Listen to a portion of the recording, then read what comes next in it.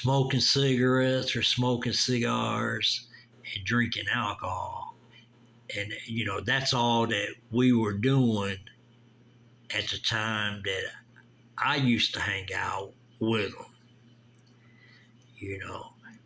And then what's crazy is I would leave and stay gone, for a while. Then I'd come back to the neighborhood. Then I'd leave, stay gone, come back, So in my eyes, I thought they would always be there. You know what I mean?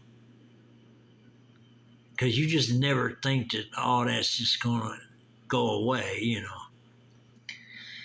Because, you would know that people's going to go away after they got older, you know what I mean? Like in elderly age, maybe. But just, being at a young age, you wouldn't think that people's just going to vanish, you know what I mean? And, but what had happened is I had left and I was gone for a good while. Then I heard a message from a girl in the neighborhood that said that, they had both passed away, stuff like that. And that was crazy.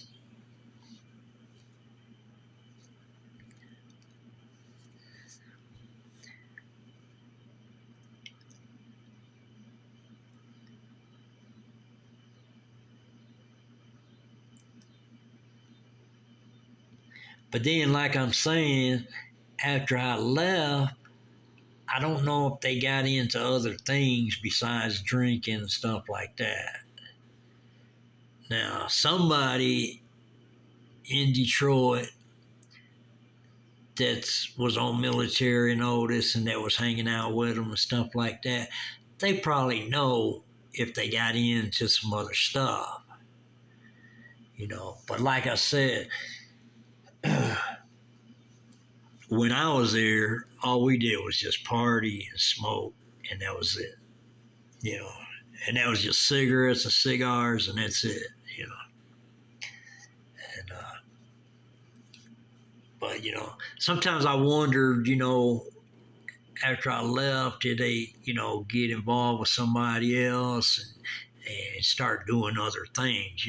Maybe they didn't, but that just makes me wonder, And the only people that know that is people that hung around them and stuff like that, and they would know if they was, kicking it like that or not,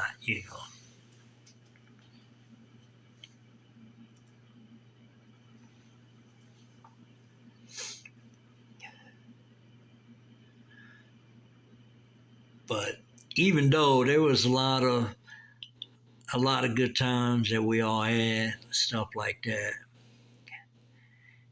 and also we used to, like I said, we'd go to Bobby and Gail's house. Sometimes we would throw horseshoes on the side of their building because there's an empty field there, and hang out. Sometimes we'd go in the basement of Bobby's apartment, and he had like a drum set up, microphone set up, had a stereo down there, and sometimes when it get late, we'd go down in there and just the guys and the girls and all that, and just hang out and stuff like that. So,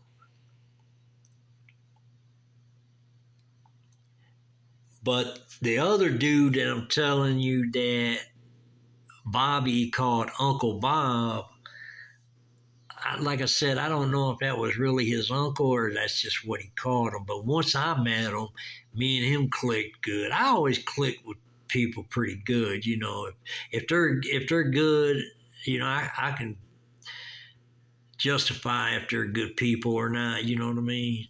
And so me and Uncle Bob hung out quite a few times and partied, stuff like that.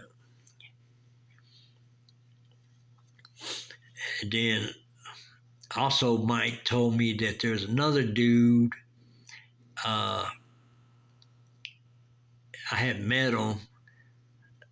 a few times. Actually, I went to his apartment, and what had happened is me and Mike were just roaming around, and he decided he's going to go holler at him. I forget his name, but he lived on Military. He was married. I think him and his wife separated, and then he made an apartment in the garage behind their house, and that's where he stayed. I think him and his old lady was still kicking it in the garage and stuff like that, but I think they were just partially separated or something like that. I really don't know the whole scoop on it, but Mike was telling me that, because I was asking why does the dude got an apartment in the garage and stuff like that. And stuff like that. But anyways, I remember because I had met him, and then I didn't meet his old lady yet, so I just met him. So, but his old lady knew me, I guess, from just word of mouth and stuff like that, because me and Mike ran together all the time, and she had knew me and maybe seen me in the neighborhood, but I wasn't for sure if that was his old lady or not, right? So one time she was at Cozy Co's bar, and she could tell you this herself. When she was at Cozy Co's bar, she was sitting at the bar, and I was at the bar. I don't know if she was already at the bar, and I came in at the bar, and then I was talking a little smack to her, and she was like, Melvin, I'm married or something like that. And I was like, because I really didn't know who she was. I mean, I might have seen her in the neighborhood or something like that, but I really didn't know who she was. And I was just talking game to her. And she said, Melvin, I'm married. And I was like, and then she said the guy's name. And then I was like, oh, okay. I said, I didn't know.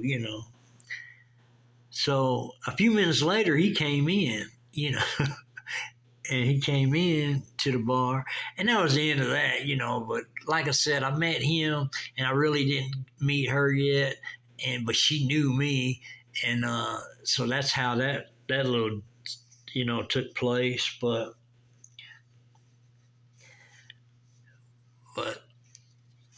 that's what that was about. But it was kind of crazy. I told Mike about it, and he was like, he said, well, I don't blame you, because he said you never really was introduced to her, so you didn't know really who she was. You might have seen her in the neighborhood, but that's it. And I was like, yeah. So I said that was a kind of an awkward moment, but she was cool with it. I didn't mean no harm by it, but.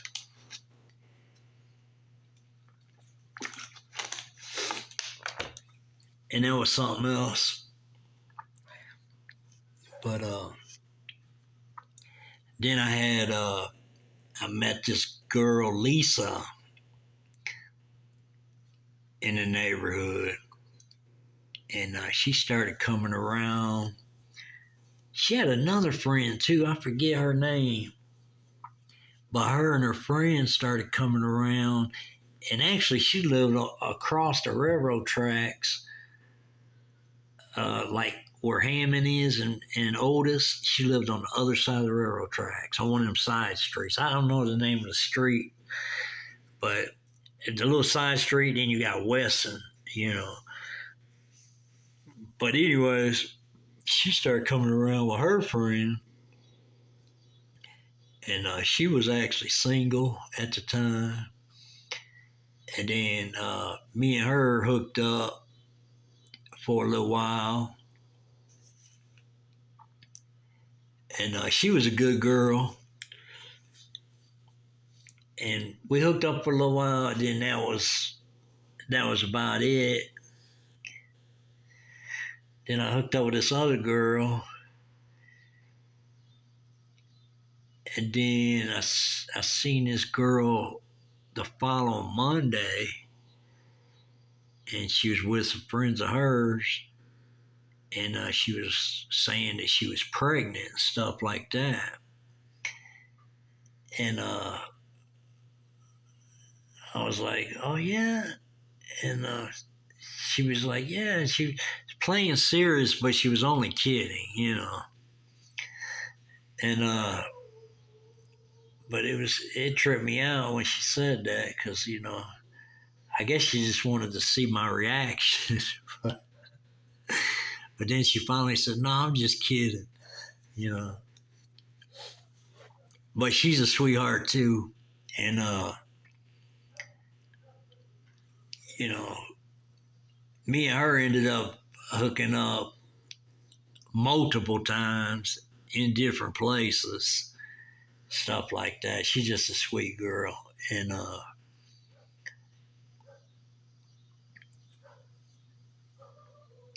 sometimes she ran around with Dawn. And I remember one time I was at my house on Livernoise, and it was on a Saturday. And I was just chilling out on the front porch, and they pull up to my house, and they got this blue Chevette, and they pull up to the house, and it's Dawn, Loop, and her. And she says, you want to go out to Dawn's house with me and spend the night? And then they're going to come back tomorrow. I was like, yeah, I'll go with you because I ain't got nothing to do. I'm just sitting here on the front porch. And she knew where to find me because a lot of times that's where I'd be if I wasn't in the neighborhood. And she used to come down all the time. She lived right down the road from me. And she would come down and say, hey, you want to walk me to the gas station and stuff like that? And a lot of times I'd walk her to the gas station, things like that. But she's the same girl in one of my videos that I said I had moved off of Michigan Avenue up close to Dearborn. And I moved in a house over there, and I went to the store around the corner, and then I had ran into her at that store, and then she was telling me that she was living in an apartment across the Michigan Avenue with a friend of mine. But she didn't tell me if they were just roommates or if they're seeing each other or what the scoop was. And it didn't matter to me. I wasn't with her. But she was just telling me, that she was staying over there and sharing an apartment or something like that. I really don't know the whole scoop, but I was surprised to run into her, to be honest with you.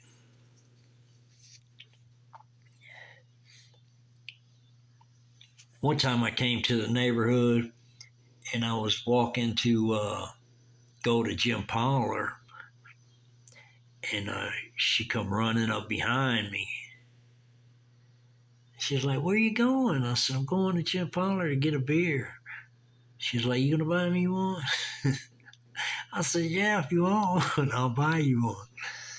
And so she walked with me to the store, and I bought her a beer. And then, we talked, as we was coming back. But one thing about me and her, every time we hooked up, we always talked or, whatever. We always had a little connection, together and stuff like that. And she's a sweet girl. And, but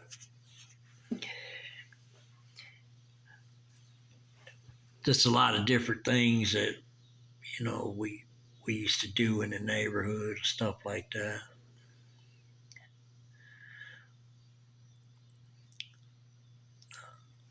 I also remember Susie. She lived in different places like I did because she lived in a house that was like right down the street from Bert Hicks's house one time, and I had went over there with Mike. Me and Mike went over there one time. Then as we was walking back,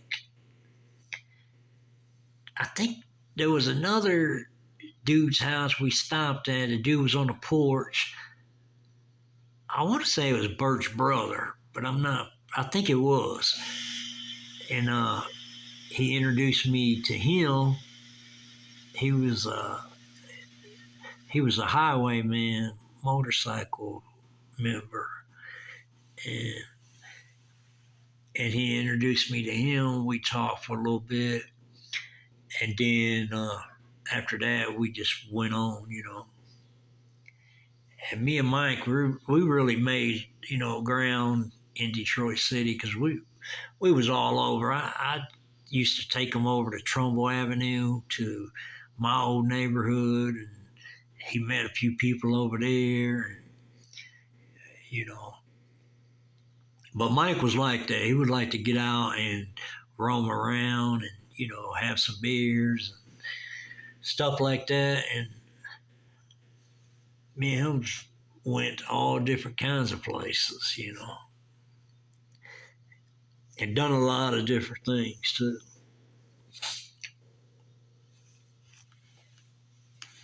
And I'll get into some of them stories later on.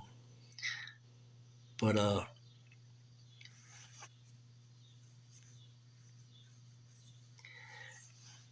we also met this little cat that was in Detroit, and he lived on Military also, and his name was Danny. But he was short, so we called him Little Danny, you know. But he was a cool dude, you know what I mean? He just had swag about him. We liked him. And he was a cool dude. And me and my friend Bob, he used to, want to hang out with us, stuff like that. He went to a few places with us. And but he was younger than we was. But he was just a cool dude, a cool cat.